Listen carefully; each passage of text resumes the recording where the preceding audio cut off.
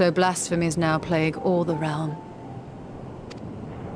It will only get worse if what Father said is true. As it did in Amarot. If that's our model, then shouldn't we expect the effects to grow more severe as it feeds off its own spread? As if people transforming into those monstrosities wasn't bad enough.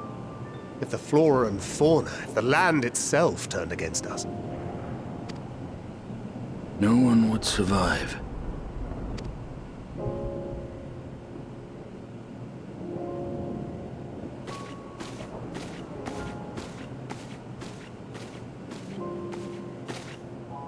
Here's your order, friend.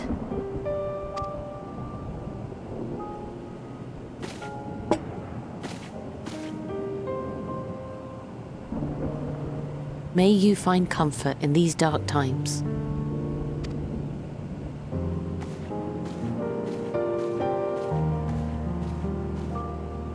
Where do we go from here?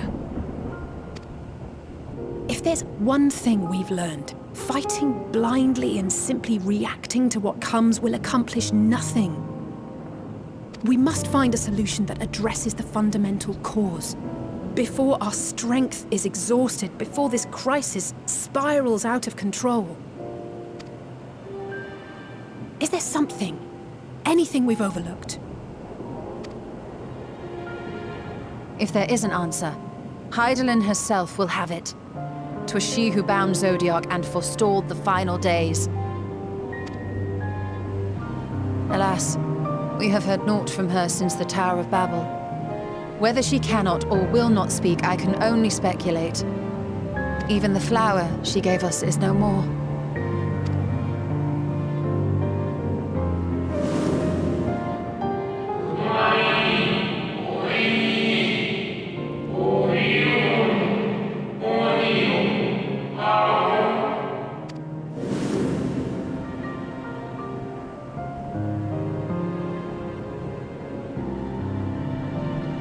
So advised the Watcher.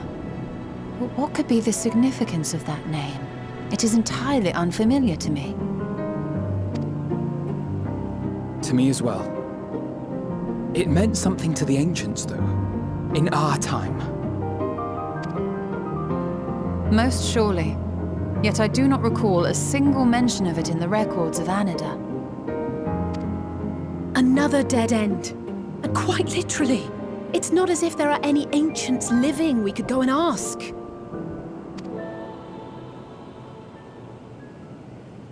Not alive as such, but not quite dead.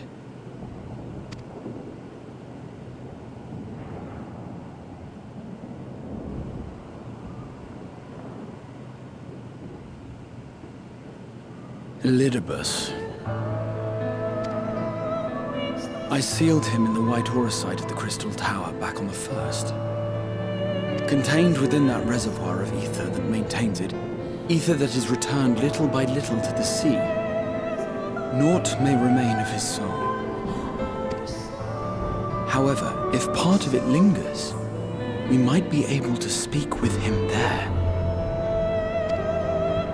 I know we can no longer make that journey, but you, my friend, still can.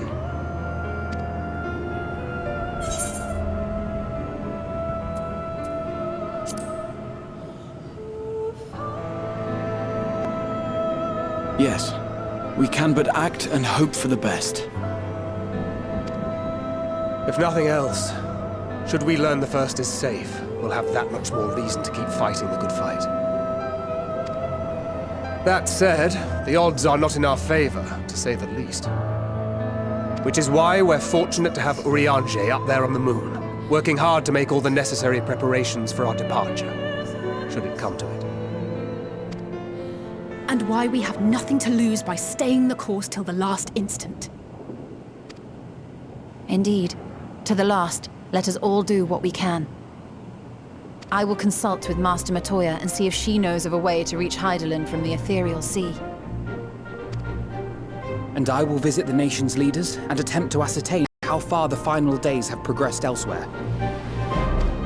Keep me abreast of your findings. I can seek out and slay the worst of the immediate threats, if only to slow the spread. unease, terror, despair. Try as we might to suppress them, these emotions will return to harry us time and time again. But when they do, remember this. Your friends and loved ones are out there somewhere, sharing in your struggle. You are not alone.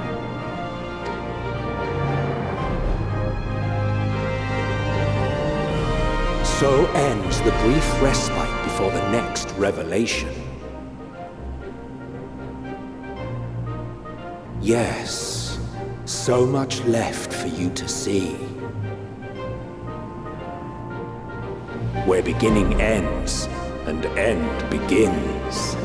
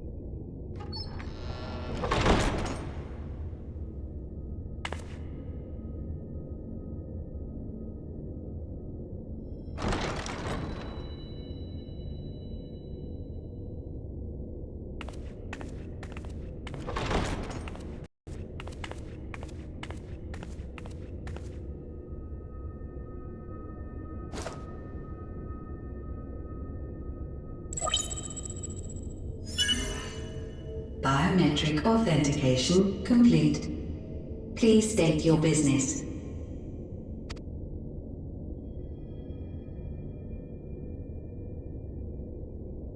Acknowledged. Reinitializing Circus Tower systems. Searching for Elidibus entity.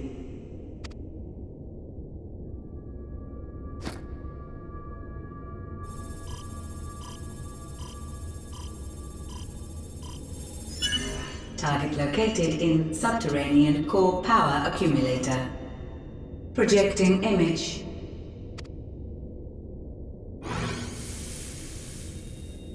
My home. My friends. No more than a dream.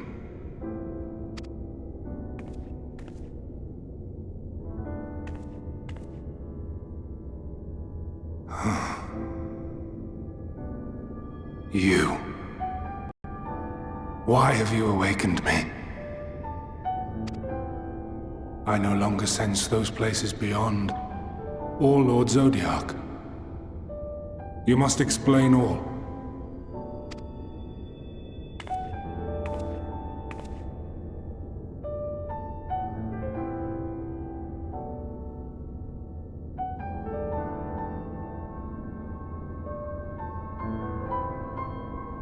So, he is fallen, and my brethren's souls returned to the star.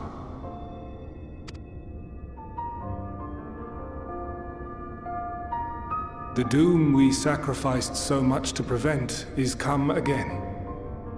Old burdens now yours to bear. But if this is Fandaniel's design, then I, as Elidibus, have a duty to fulfill. Your unsolicited act has restored to me some few memories of the convocation. Such knowledge as I have, I will share.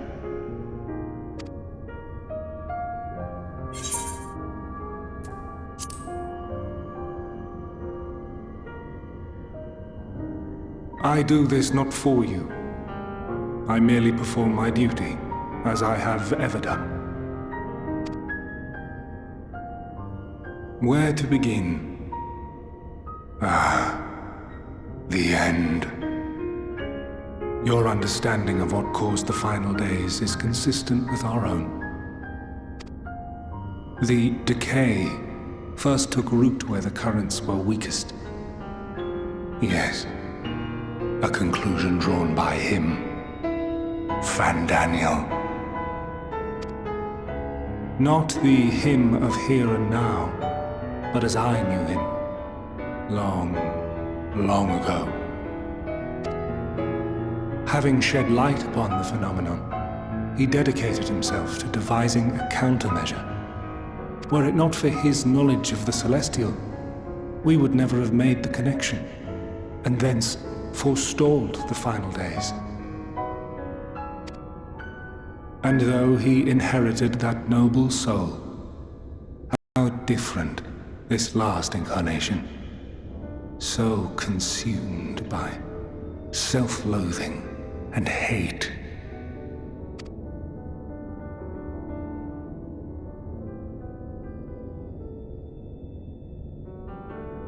Elpis. Yes, the name is familiar to me. Yet I know it not as a flower, but a place. A testing facility for determining which of our creations were fit to be released into the world. Many worked there, and before joining the convocation and assuming the title of Fandaniel, he was their chief. He was Hermes.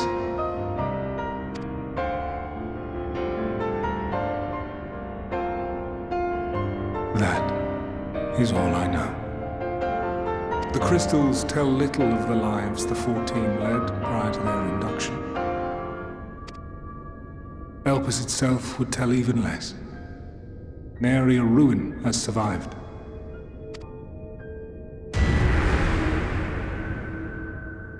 Wait. I saw you there. In Elpis.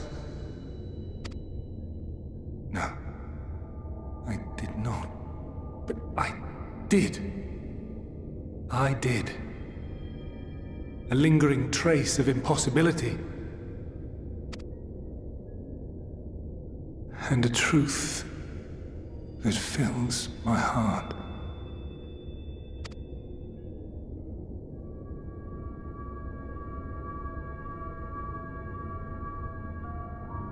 My memories remain clouded, I fear. However, they have revealed to me one possible course. You must travel to Elpis, to the time when Hermes served as its chief. In glimpsing the Exarch's memories, not only did I make his summoning magic mine own, I also mastered the workings of this tower, which, having absorbed my empowered essence, now harbors an abundance of energy. As such, I believe I can deliver you unto the past, unto that place and that precise moment. Given the eons that must be traversed, the gateway will not be fully formed. Your form will be less tangible still than those warriors of light I had summoned. In all likelihood, none will be able to see or hear you. Yet even should you manage to interact with others, you will be unable to effect meaningful change. For the reality you wish to save, the reality to which you must return, exists as a result of the final days. You cannot reshape the past to undo the tragedies of the present. Cannot unmake the sorrow and suffering fated to come. In full knowledge of this, will you still entrust your life to your foe and make the journey?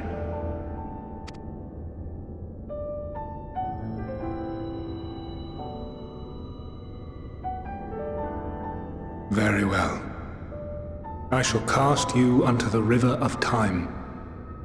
Let this be my final act. You must input the commands. I no longer have the authority. First, you must reconfigure the systems, that the tower's ether may be channeled for the magic.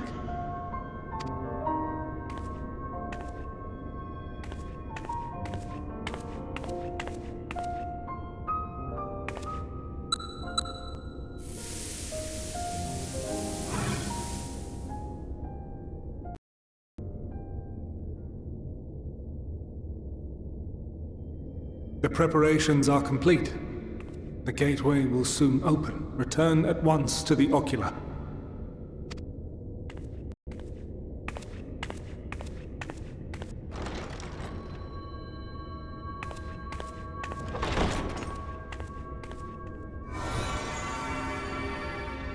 All appears to be in order.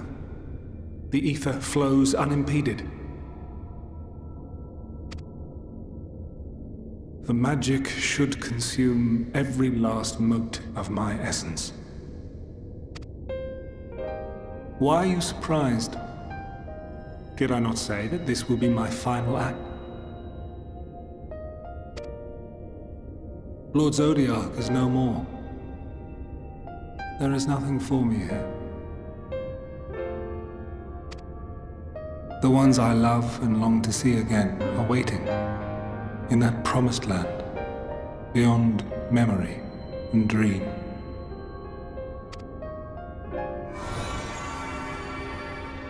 Now go, warrior of light.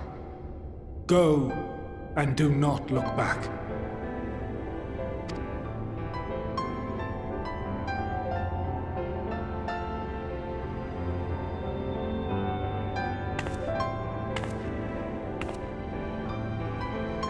Well, Heidelin, I take my leave of you.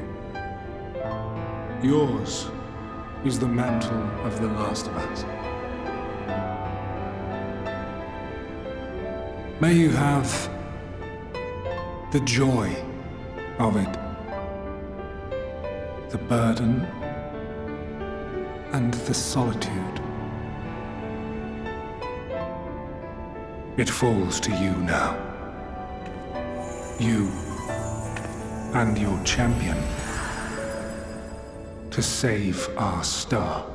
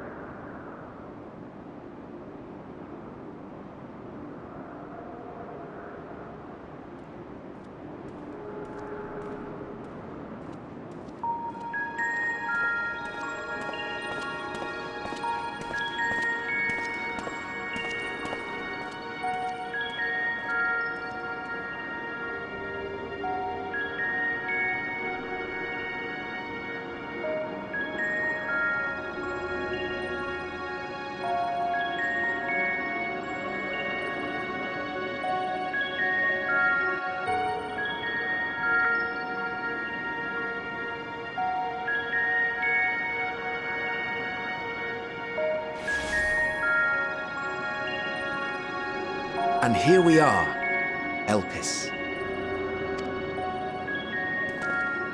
Well, well, how rare to receive you in person. To what do we owe the honor? Oh, just a few odd tasks. We'll be here a while. You're welcome to stay as long as you see fit, of course. As a matter of procedure, however, I must ask that you kindly remove your masks.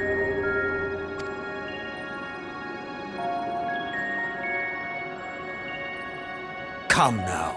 Is this truly necessary? Surely you can tell who we are.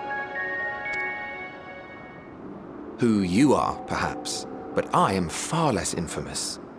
Regardless, if we do not follow protocol, 'tis our hosts who would be held accountable. So, please, do favor us with your handsome face.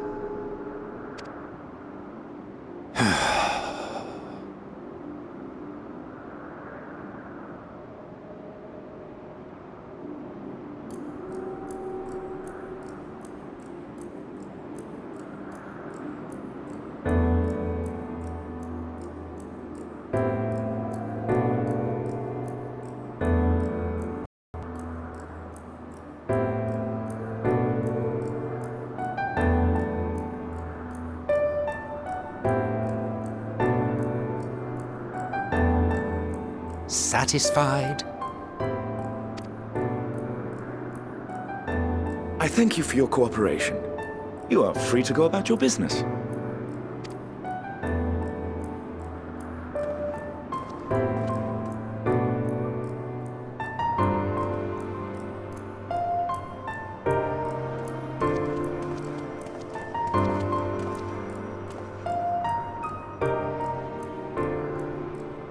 By the by, you see it too, yes?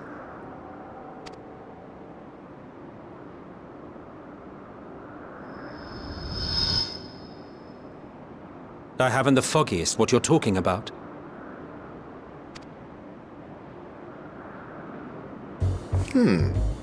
That's odd.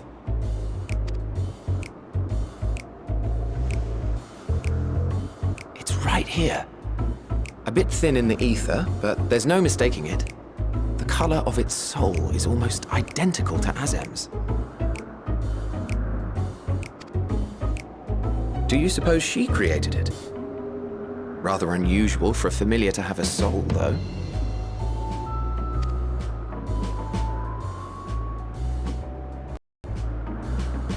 Don't ask me. All I know is that it's trouble. Doubly so if it's her spitting image. So let's leave it be. Come now.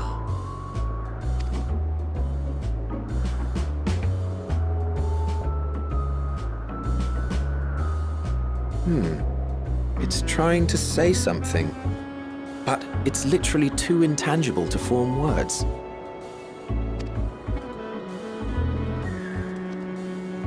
Why don't you give it some ether? Spare a snifter of your bounteous reserves.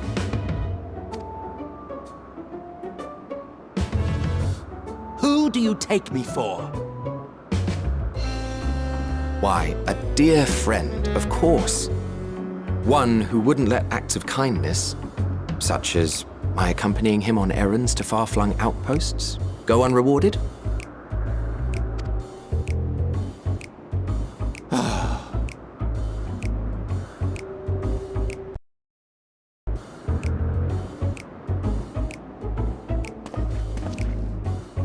I suggest you close your eyes, or this may be unpleasant.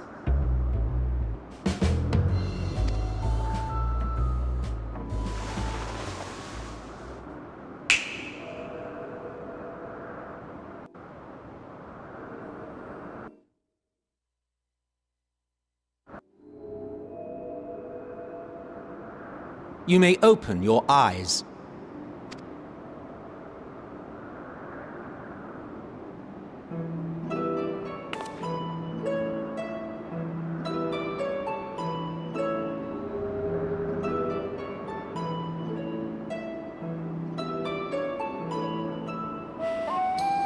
Oh, you even adjusted its size. The better to indulge your whim. This way, it will be easier to communicate. How very thoughtful of you. And may I applaud your artful reinforcement. Without further ado then. Greetings! I am Hythlodaeus, Chief of the Bureau of the Architect. Sulking beside me is the most honorable Emmett Selk of the Convocation of 14. And how might we address you, my new friend?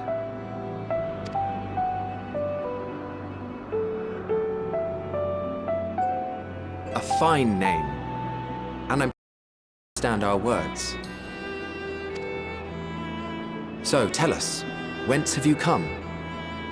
The thinness of your essence suggests you weren't created here.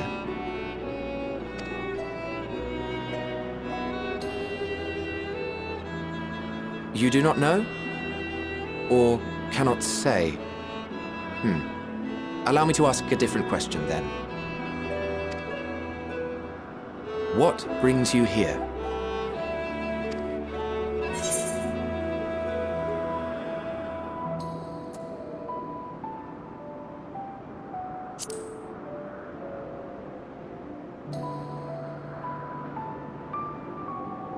Well now, the same as us. Perhaps Azim wished to come too, but had to settle for a familiar.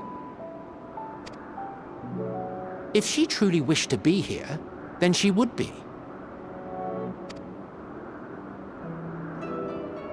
Right you are. My apologies if we've given offense. The two of us can discern the color of souls, you see, and yours happens to resemble that of a friend. And with your purpose matching our own besides, we jumped to a hasty conclusion. We are here to speak with Hermes, the chief overseer of this facility, which we also intend to tour in order to gain greater insight into the man's work. We, I say, though this is Emmett Selk's charge. I am here only to serve as his guide. And I should be happy to serve as yours as well, by way of an apology for the misunderstanding. Wait, are you suggesting that we bring it along on official business? This thing we know next to nothing about? If you harbor suspicions, Better to keep it close than leave it to its own devices. Wouldn't you agree?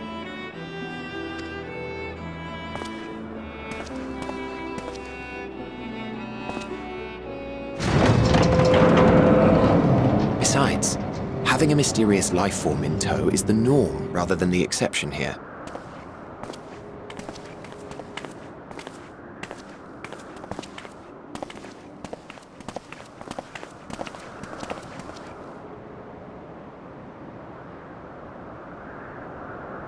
Welcome, my friend, to the ground of creation at Heaven's Edge, Elpis.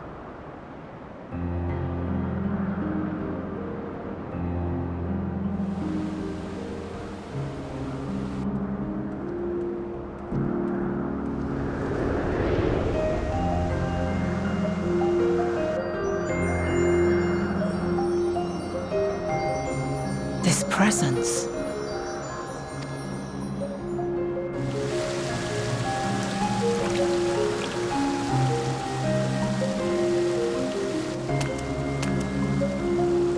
Hermes! Visitors!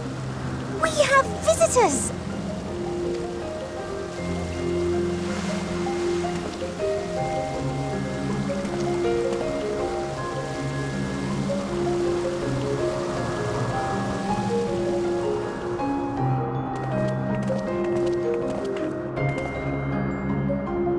What secrets are you hiding, I wonder?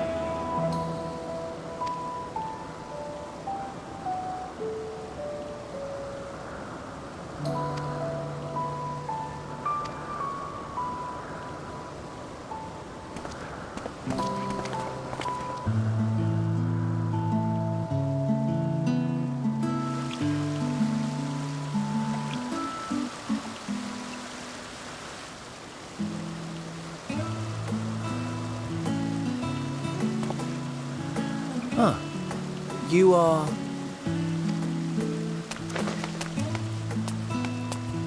Oh.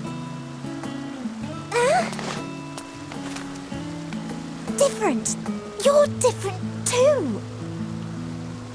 You and me. We're alike. Friends. I want to be...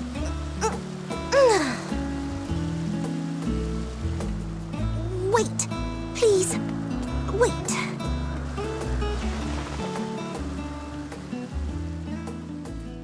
Greetings and salutations.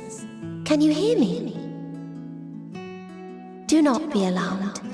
I mean you no harm. I wish only to hear your words, share your feelings, and know your thoughts. May we please be friends?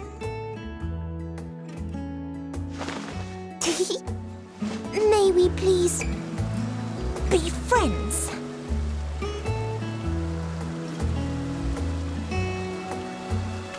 Ah, I see you found him.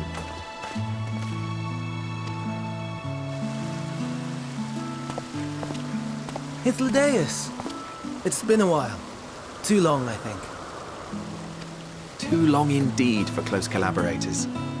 On this blessed occasion, I bring not only myself, but others who long to speak with you.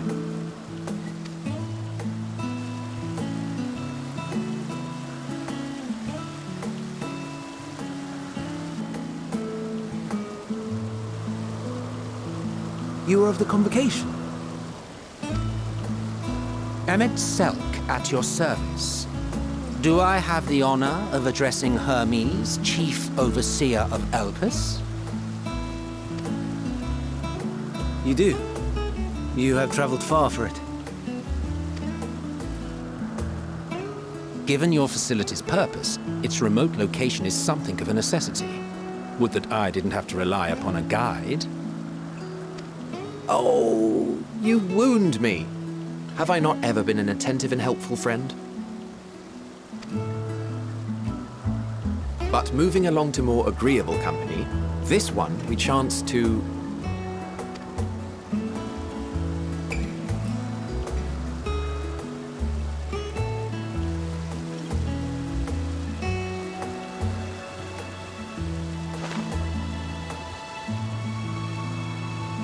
Well, you certainly have her attention. Is she one of yours, Hermes?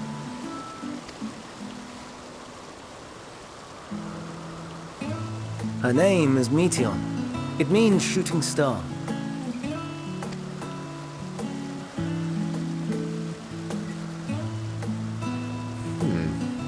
If I may make an observation, her ether is terribly thin.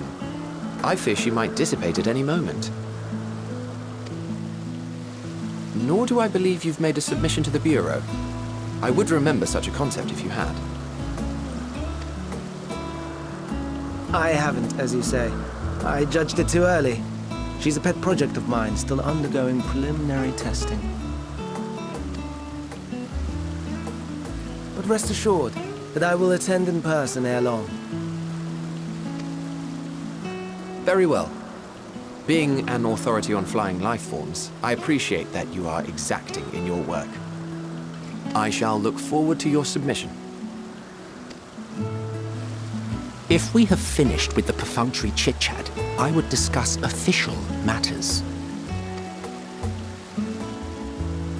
By my coming, I trust you already anticipate the subject. I have an inkling, yes. Please wait to the main building yonder. I shall join you as soon as I've returned these creatures to their homes. What's wrong, Hermes? The Namastoma is missing.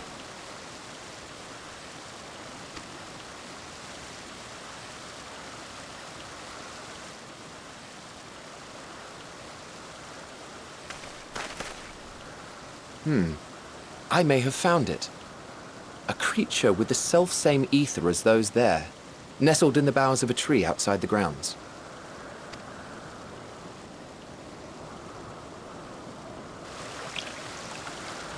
You're saying they can climb with their sorry excuses for limbs? The fashion has been to imbue aquatic creatures with the power of flight, ever since the words of Mitron created a sky-swimming fish. The Ambistomas too can fly, if only slightly, and they could conceivably climb a tree. Whether they can come down safely, however... Excuse me.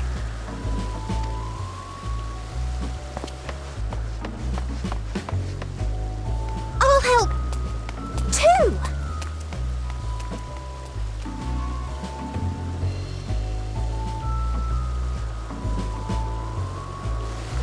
And what are we supposed to do with this lot?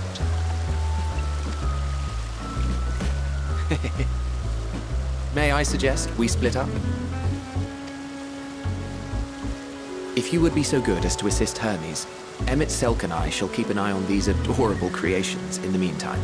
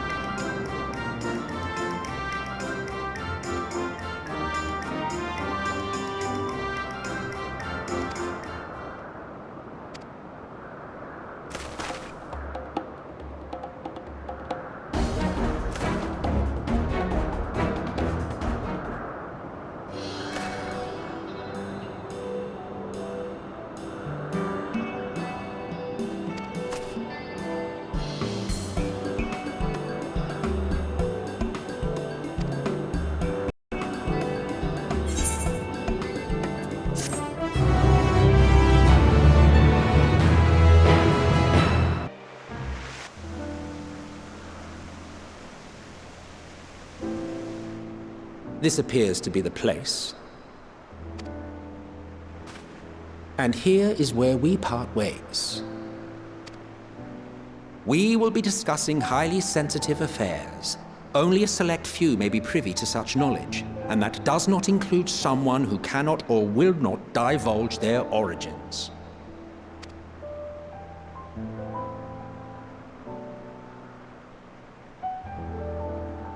What? Will I have to remove you by force?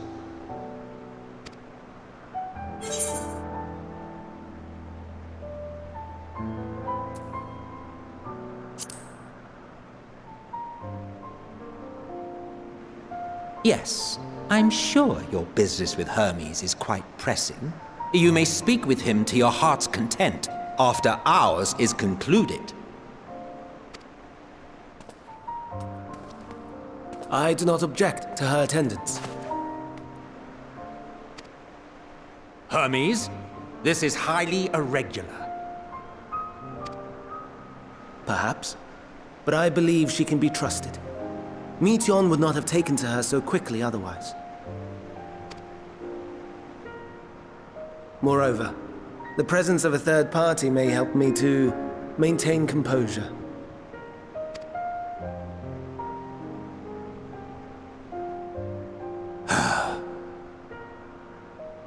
As you wish, then. Behave yourself, do you hear?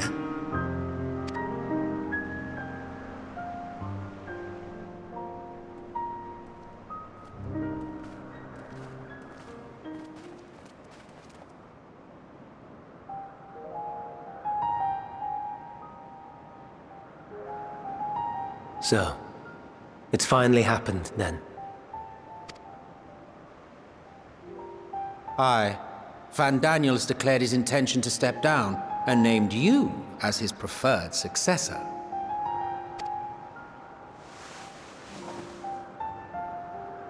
In recognition of your knowledge and your works, the Convocation is giving the recommendation due consideration. As one who does not know you personally, I am to use my impartial eye to take your measure. And above all else, to ascertain your disposition towards the invitation.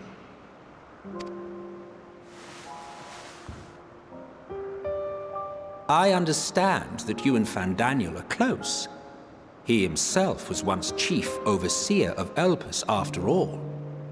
I should not be surprised if you knew before anyone else that he wished to relinquish his office. I did. He told me that when he fulfilled his purpose, he wished to pass the torch to me. A torch you seem none too pleased to accept. Are you so averse to serving on the Convocation? No, it's not that. For a humble researcher like myself to even be considered is an honor beyond words. No. What troubles me, what I struggle to come to terms with, is the very fact that Fandaniel is stepping down. Does this not mean that he will return to the Star?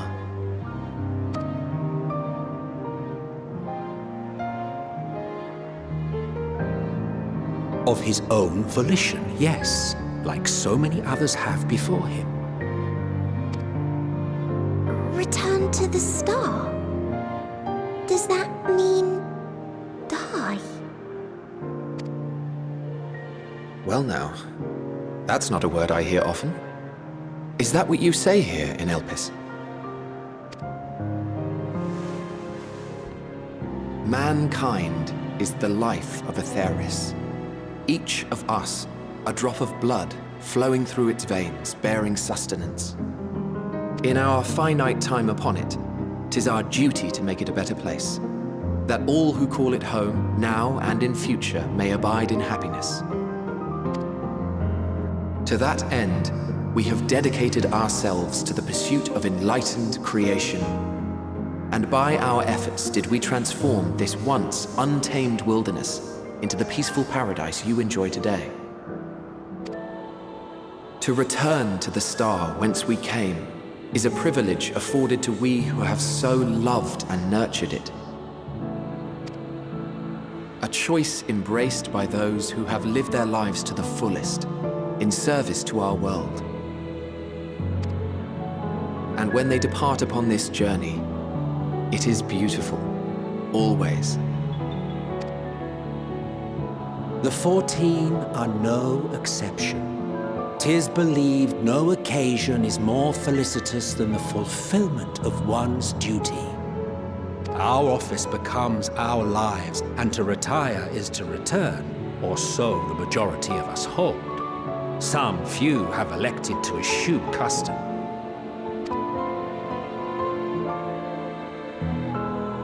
Mayhap you feel Fandaniel's deeds do not warrant his return. Yet you should know his any. During his time, he conceived of countless outstanding concepts. And channeling the wealth of experience he attained here in Elpis, he brought forth many new specimens. I know of all this. I do. It's just, I cannot fathom why someone so great and wise, who could still do so much good, would want to end it all.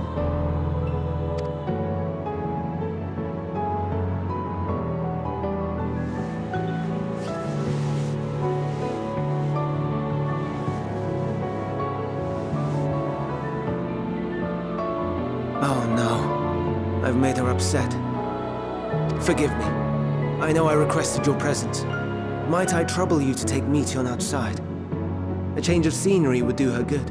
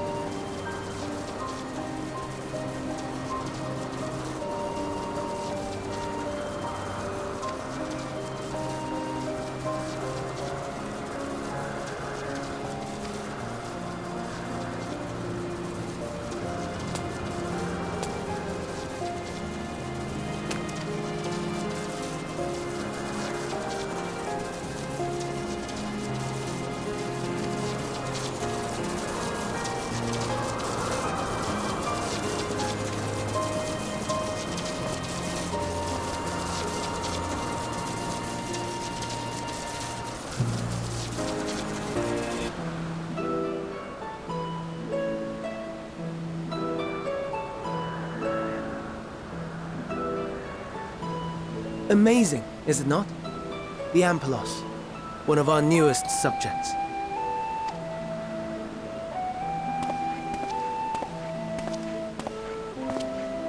So, how are we coming along?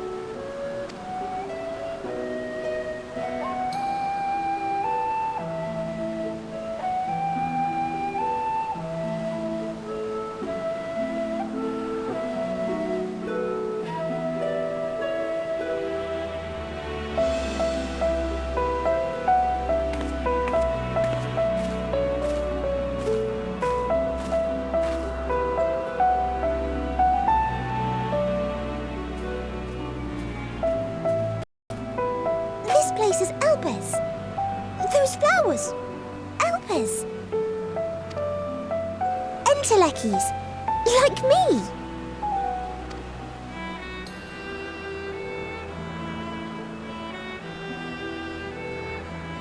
They are a product of Elpis, and so named for their birthplace. A happy accident, born of the hands of a former researcher who loved beautiful blossoms. Unique for how they change color, to reflect the emotional state of those nearby. Though be it here or elsewhere, they are seldom seen in any hue save purest white. Reflect the emotional state, you say? By what means do they achieve this? In creation, there exists an energy wholly apart from ether, one driven by emotions. In like manner to how we manipulate ether, this flower is subject to the influence of said energy.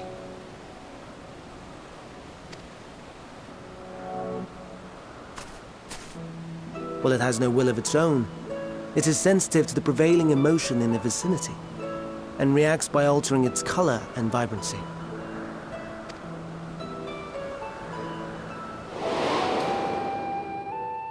Akasha?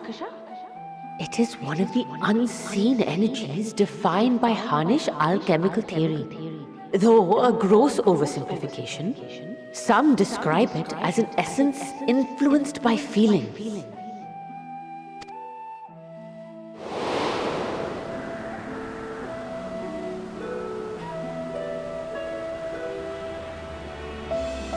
Akasha. Though I'm not familiar with the term, your description suggests it is the self-same energy. Dynamis, we call it.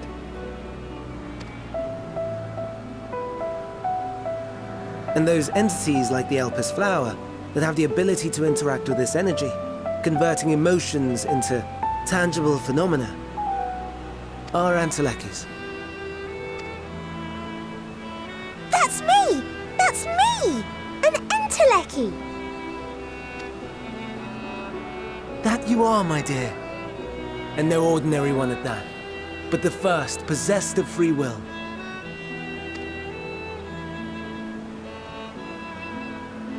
Wait. A form of energy other than ether? Dynamis? I've never heard of such a thing.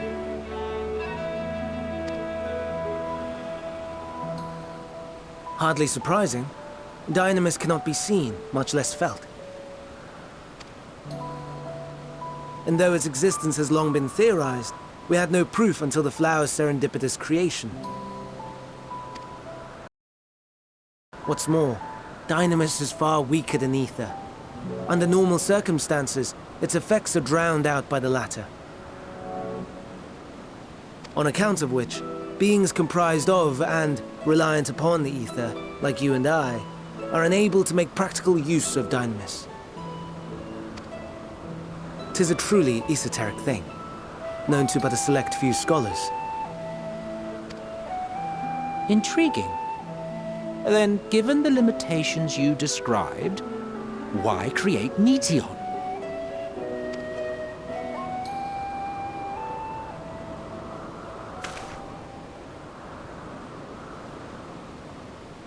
Our star, Aetheris, is especially rich in ether, so much so that its name is derived from it. However, when we consider all energy in existence here and in the vast space beyond, Dynamis may account for as much as 68.3%. The more abundant form by far. Were we able to control it, we could open the door to limitless possibilities. 'Tis not unlike a gently flowing stream, unable to break through the dam of ether barring its path. But if we could imbue the stream with the vigor of a raging river...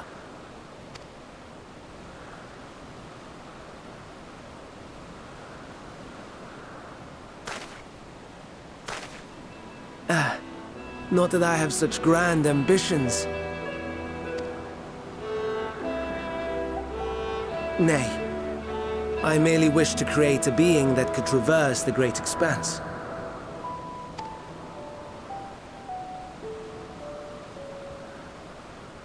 The relative scarcity of ether beyond the bounds of this star was a concern. And so, I looked to another source of energy by necessity.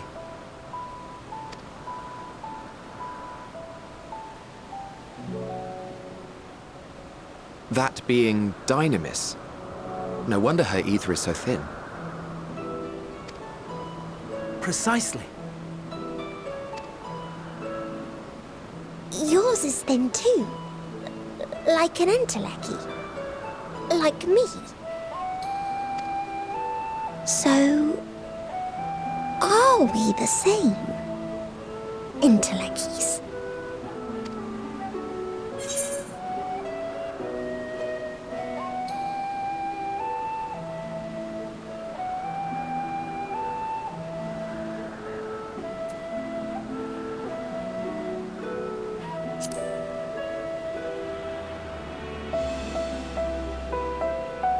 That sounds more akin to the desperate flailings of a wild beast when facing imminent death.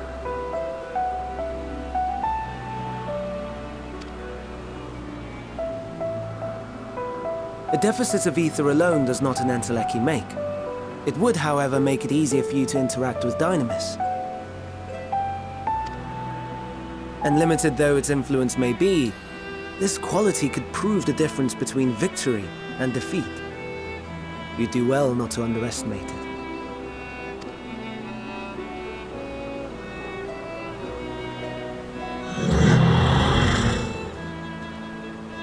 Oh dear. I'd forgotten about the poor fellow. You must excuse me a moment while I go and verify a few more things.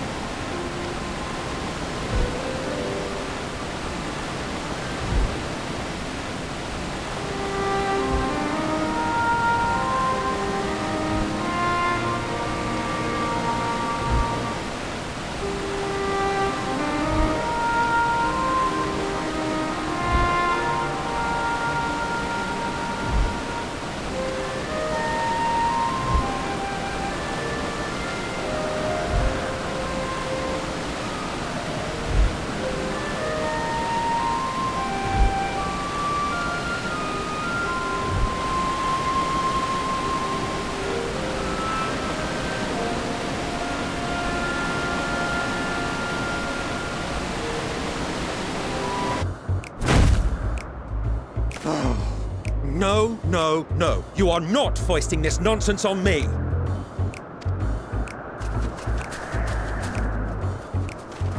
I'm given to understand you have the power to help the Charybdis, and should be quite willing to do so. And so I appeal to your better nature, most benevolent Emet-Selch. Please teach her to fly. Or else Hermes will transform. Right now.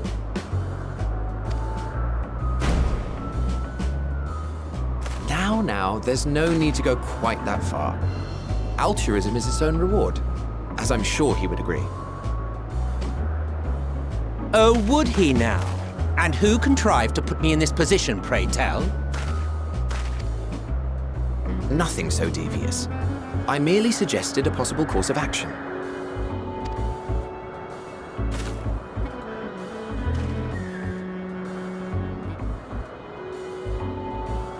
Please, Emet-Selch. Please.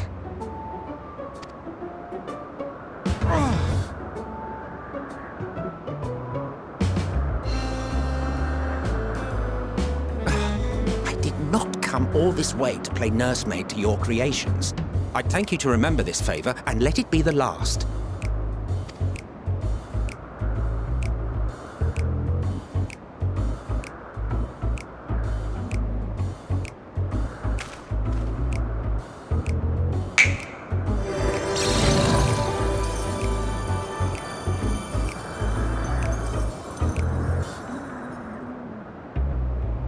I will aid it once it is taken to the air. It falls to you to shepherd it skyward.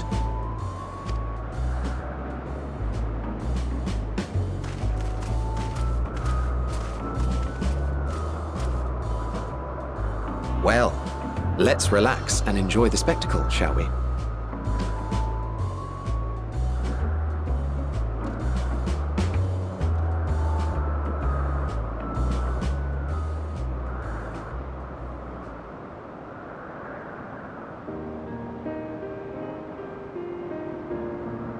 You were wondering why Emet-Selch joined the convocation. Truth be told, he wasn't the first choice for the office. I was, on the strength of my ability to see ether. But I declined the offer. For though my vision is exceptional, I am pedestrian in all other aspects.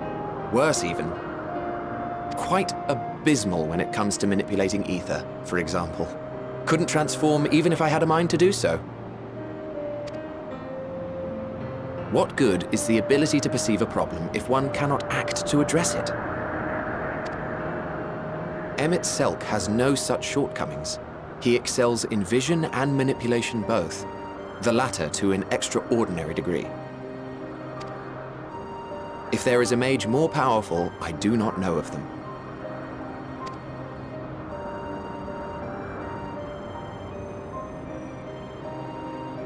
Thus did I recommend him for the office in my stead. And I wasn't the only one. Far from it. Countless others vouched for his skill and character. People the world over, to whom he had previously lent a helping hand.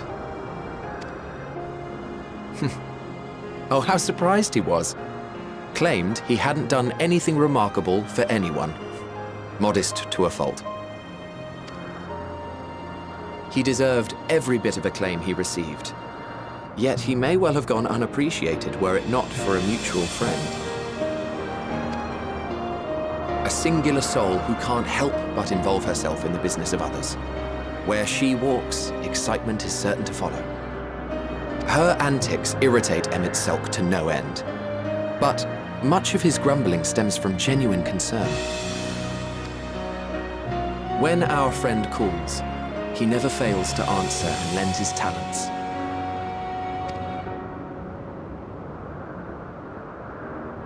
And in the course of doing so, he himself came to be recognized and respected by those around him.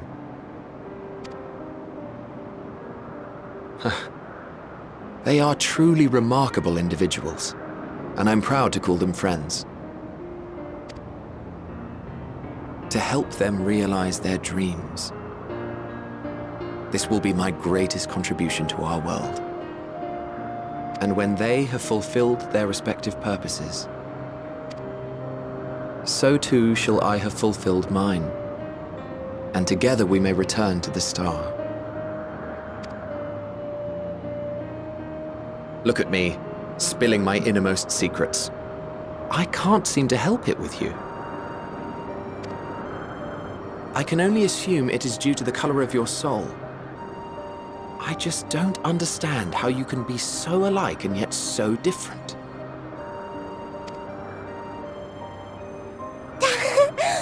Well done, my pet. Well done!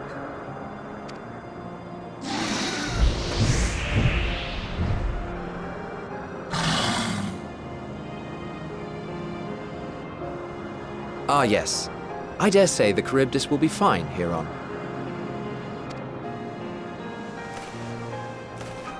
Why don't you go and signal to Emmett Selk? Let him know that his arduous task is at an end.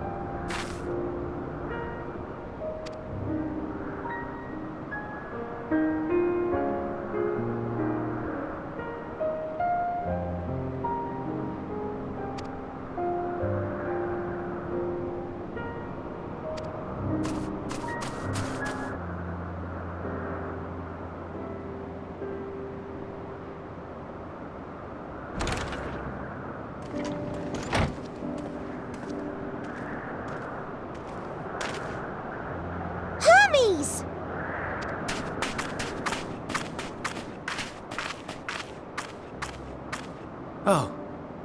You were waiting for me. You've finished talking? Yes. We've come to a decision. My thanks for keeping Meteon company. Emmett Selk and Hythlodaeus have already retired to their rooms. There is room for you too, if you would follow me. Wait! I want to show you something first.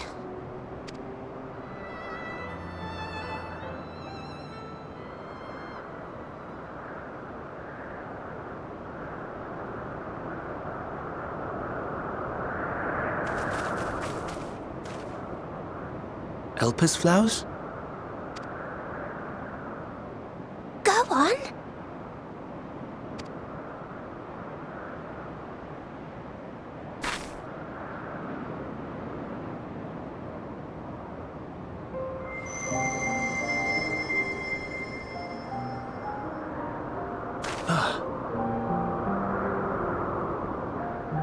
You're not the only one, Hermes.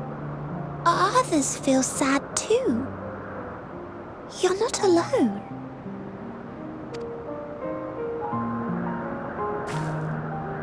I see Meteon has shared much with you.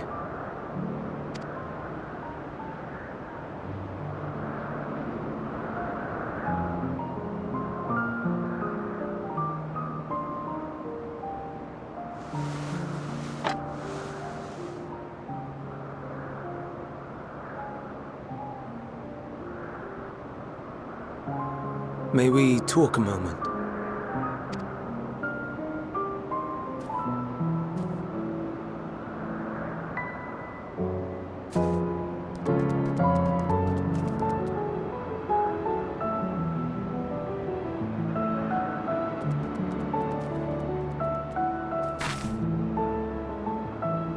I do not think it wrong that we live for the star, that we strive to make it a better place. And yet, in carrying out my duties here, there are times when I am plagued by doubt. Do you recall what Hythlodaeus said when we first spoke of my nomination? Death is the privilege of those who have fulfilled their purpose, a choice they embrace of their own free will, and when they depart, it is always beautiful. Perhaps it is, but only for man. Creations that he deems useless are discarded with nary a second thought. Some scarcely born into the world, afforded a handful of breaths before life and potential are abruptly extinguished. We make an effort to spare them the pain, but they sense what awaits. Rage and anguish and cower and fear. And it is not beautiful. Yet no one cares. No one. So fixated are we upon the duty that we do not pause to question the method.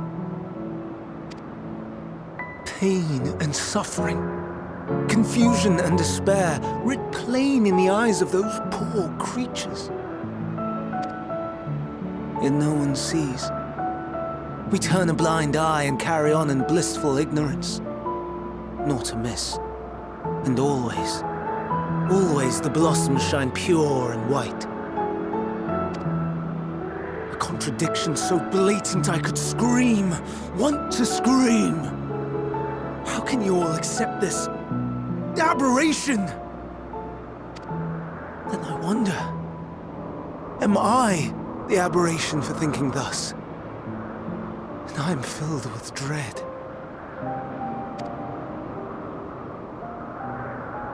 But now I know I'm not alone. Not the only one for whom the flowers weep. Owen asked what you thought as he kneeled beside the Elpis, or if he only did it at Meteon's insistence. Nevertheless, I thank you. To know that you too have experienced suffering is a comfort.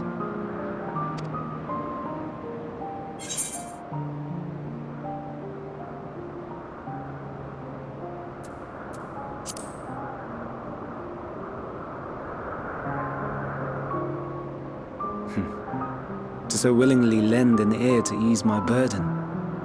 You are a strange one.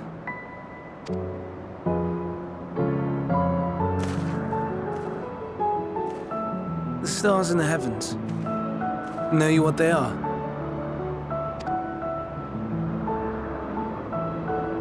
Though it is too far to tell, each glittering light could be a world not unlike Aetheris. A world filled with life. So many stars, so many lives. For us, there may be no higher purpose than to live for our world. But what of the other living beings out there? What is it that gives their lives meaning? That drives them day after day after day? To pose that question to our undiscovered cousins, I created beings of dynamis, who can traverse the vast emptiness between the stars. Meteon and her sisters. Aye, sisters. She has a great many of them, and they have already departed on their journey, traveling to one star and then the next in search of life. As one might expect, exploration on such a grand scale is rife with difficulties, and thus far I've naught to show for it. But I have faith that we will make some manner of discovery ere long. And when we do, I should be glad to share our findings with you, in gratitude for your kindness.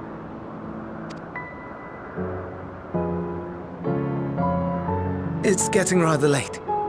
We had best find our beds. It would not do for both of us to be sleep-deprived on the morrow. Come, Meteon. Let's head back. All right!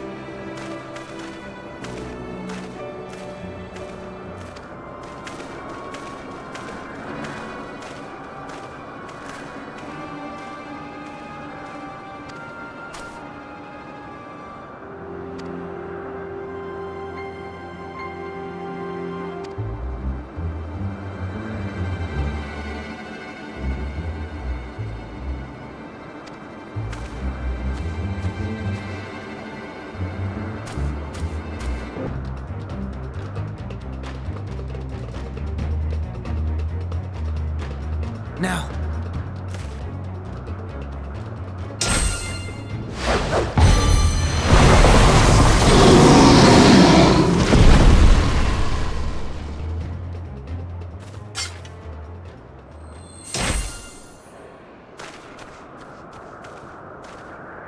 Oh. Forgive me. Please, forgive me. May you and your kin find peace. Wherever your souls may drift in the underworld, may you find tranquil seas.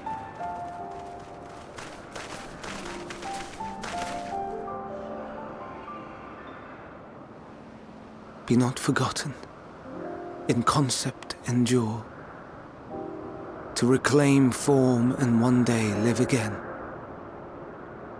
Serve not the star, or any purpose save your own. Live again, if that be your desire.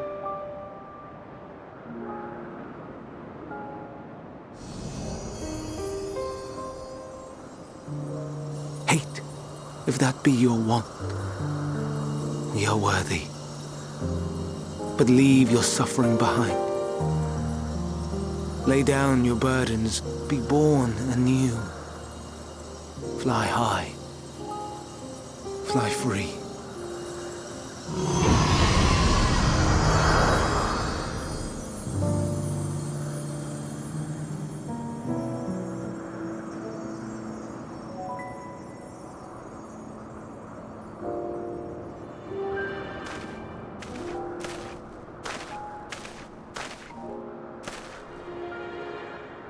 Join the convocation, Hermes.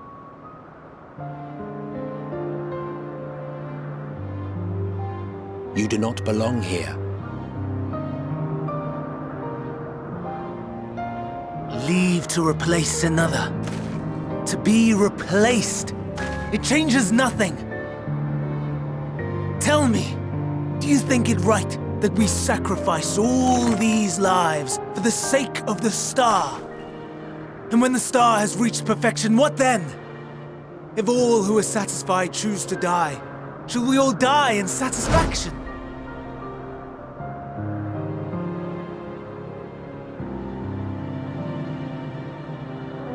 I do not know. Were I to take up the seat of Van Daniel, it would be tantamount to approving my predecessor's death. I do not know if it is right. And to be torn by such thoughts, I do not know if I am fit to represent mankind. Hermes! Please don't be angry.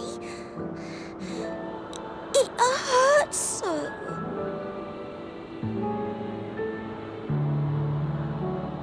Forgive me. If you would still consider me in spite of everything, I beg some time to gather my thoughts.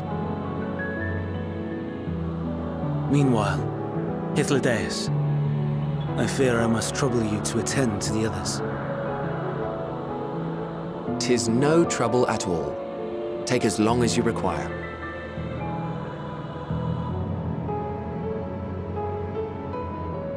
And you, my friend, I pray you find that which you seek.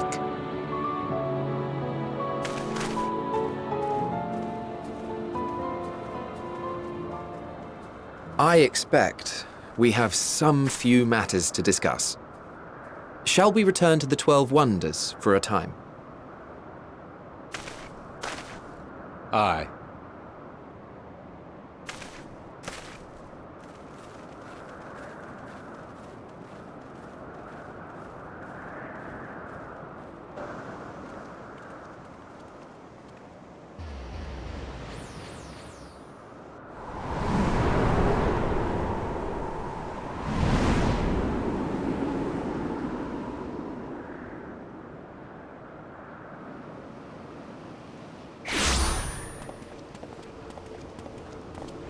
I present to you Calamelios Zephyros. Here you will find a number of testing facilities, as well as the observation hub of Poiton Oikos. Right then. Let's begin by...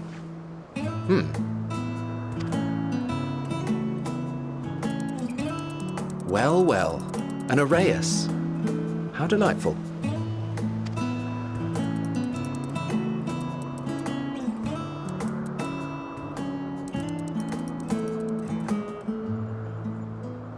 And what, pray tell, is that? Ah, that's a new species of shark. We approved the concept but a few days ago. Sharks are among the most popular sea creatures. Rare is the day when someone does not submit a new concept. At first, they were largely orthodox. Consideration given to such things as size and environmental impact, And then a whimsical someone thought to bestow it with flight. Another, superior intelligence.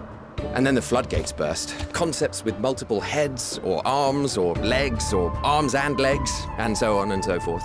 It was getting absurd.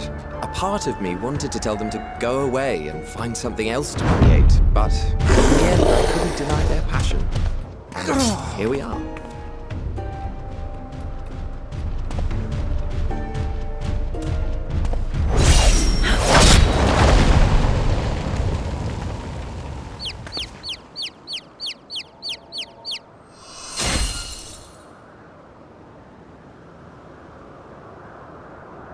That was too close. Are you unharmed? Well now, if it isn't a pair of familiar faces. Banar, that we should meet you here.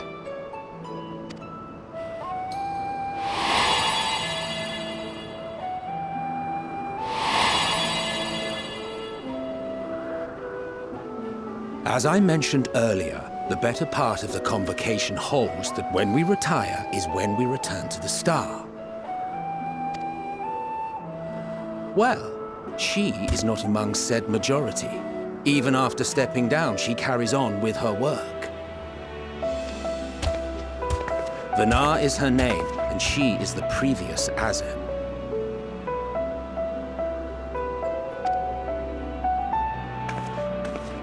It has been a while, Hythlodaeus. You look well. Less so, Emmet Selk. I dare say the lines upon your brow have both deepened and doubled in number. A shame for one so young. You must make an effort to frown less often.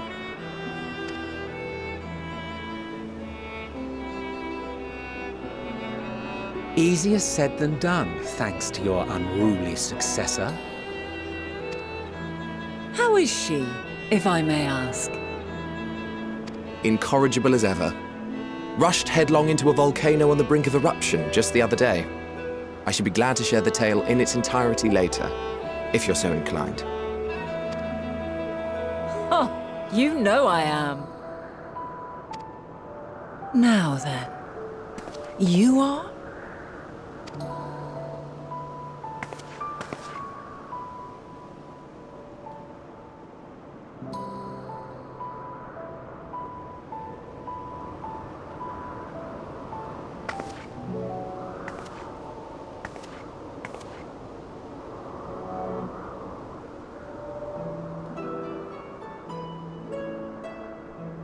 I say, have you perchance come from the future?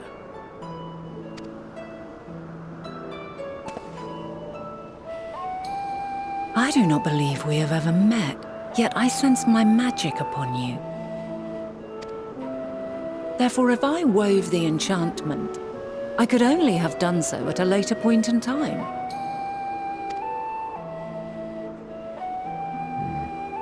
What manner of magic is this, if I may ask? A traveler's ward, of course. It prevents the corruption of one's ether.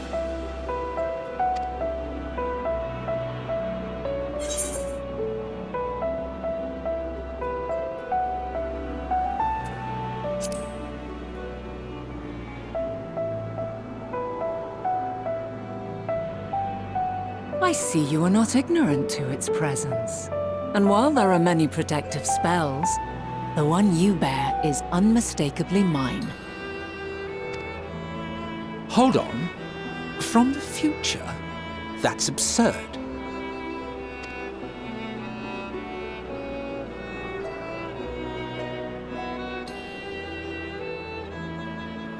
What is it? Are you unable to speak of the matter?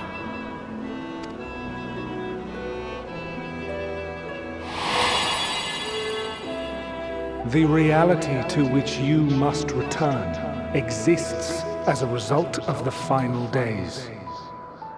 You cannot reshape the past to undo the tragedies of the present.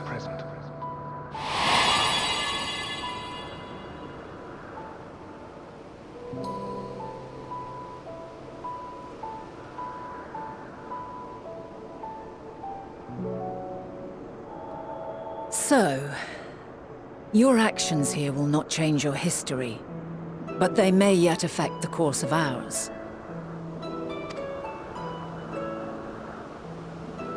How very exciting! I'm quite fond of delving into the unknown, and there's naught more unknown than the future. Until a moment finally arrives, we cannot know for certain what will come to pass, regardless of our supposed foreknowledge, so you needn't worry for us. More importantly, that you should go to such great lengths as to travel unto the past bespeaks the gravity of your quest. Will you not reveal it to us? Mayhap we can be of aid to your cause.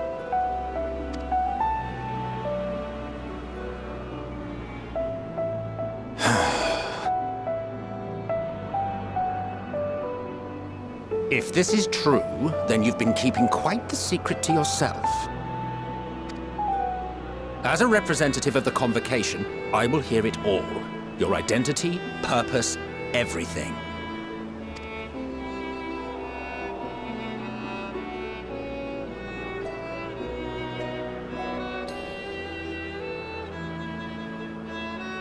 Why don't we move to a place more conducive to calm conversation? I've been working here for some days now at an old friend's behest. If it is agreeable, we may make use of my accommodation at Poiton Oikos.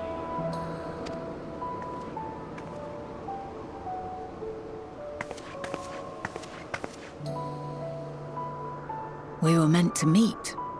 I am certain of it. Else I wouldn't have marked you so clearly, and sent you unto myself in the past. It's precisely the sort of mischief I would get up to, and quite inspired, if I do say so myself.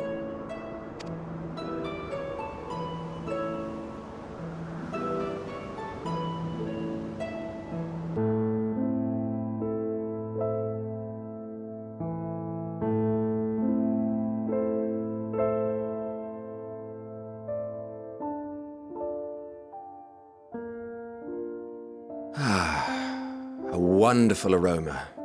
I feel more relaxed already. Would that I had sweetmeats to offer, but I travel light out of habit. There's plenty of hot water though, so please have as much tea as you like. Now then, will you tell us your tale?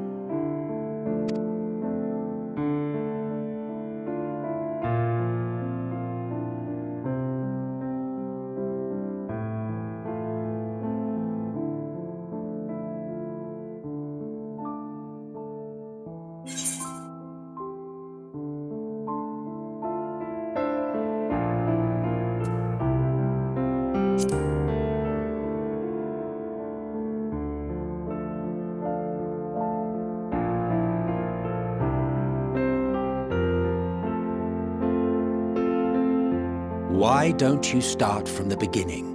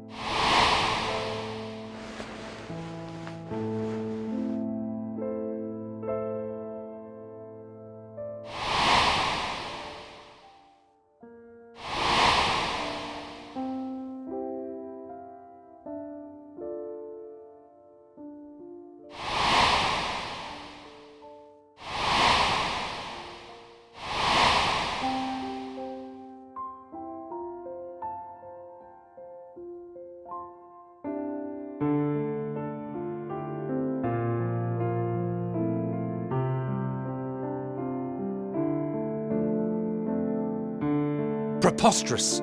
Utterly preposterous. While not the words I would have chosen, I too have my doubts. Much of it borders on the incredulous. What of you, Vanar?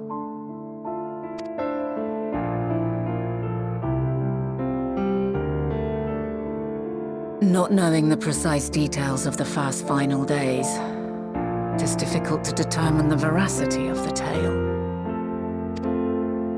Supposing it is all true, I must ask myself why I would do what I did.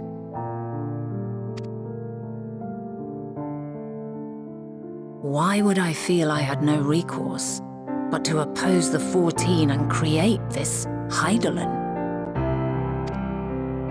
Circumstances change, of course, but it would not have been an easy decision regardless. No, there must have been a reason. One compelling enough to force me to take such drastic measures.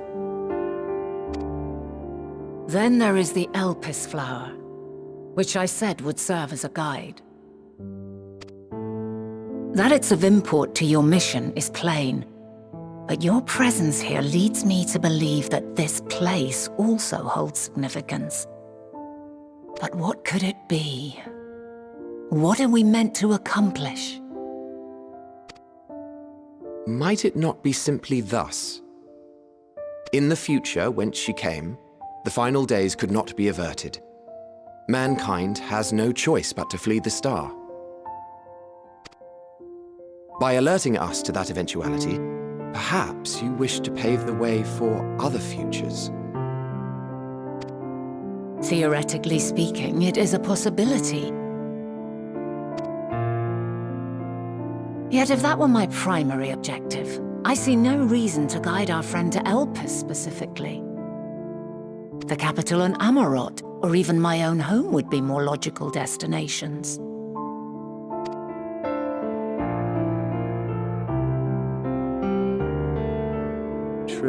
True. I note also that Hydaelyn did not specify a point in time to which she must return.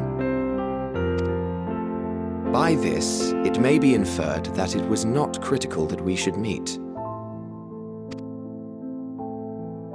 Alternately, she had reason to believe that our paths would converge, coincidental though it may seem.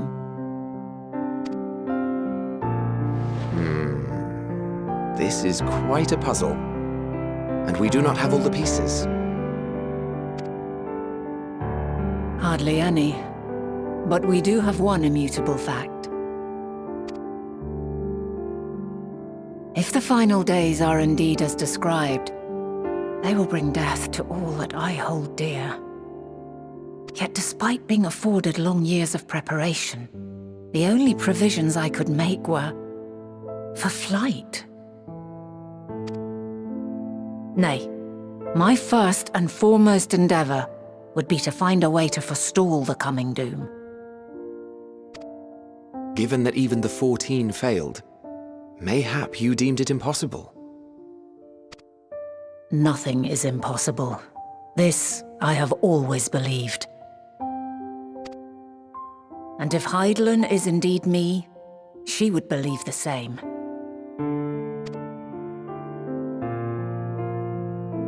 Listen to yourself. Are you seriously entertaining the notion that you are a messianic figure in some far-fetched tale?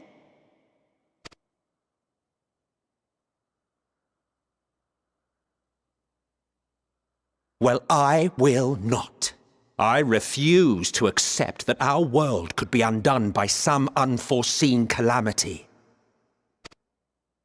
I also take offense to my portrayal as a megalomaniacal madman. To sacrifice oneself for the star is a noble act, and I would hold those who gave themselves to this zodiac in the highest esteem. Yet, you claim I recreated Amarot and populated it with phantoms of our people? A bizarre indulgence that would be insulting to their memory. Worse still, I even invited you there. Literally invited my own downfall. Why would I do something so idiotic and inexplicable?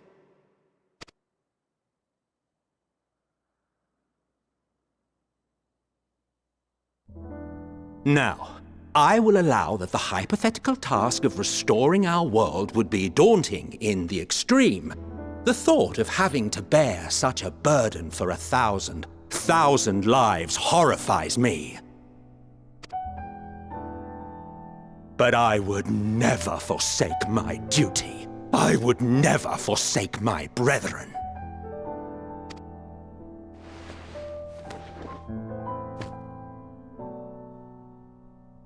You do not know me. I've had my fill of your fiction. I will return to my duty, and you will not bother me again.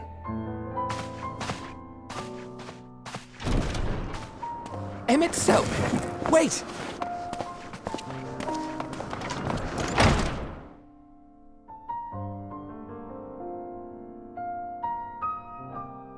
You've seen much of Elpis already. If you have any observations to share, I should like to hear them.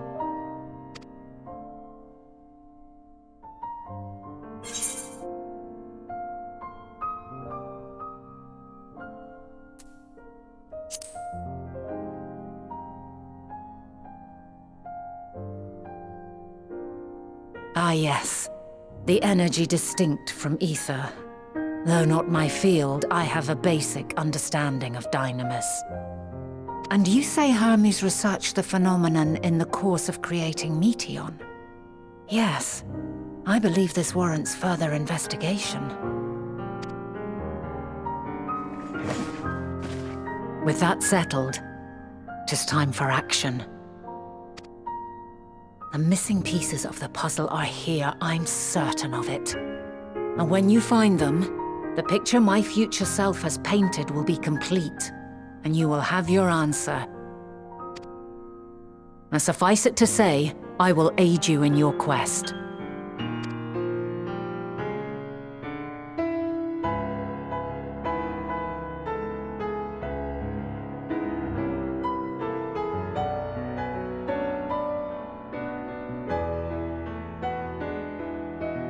Have faith.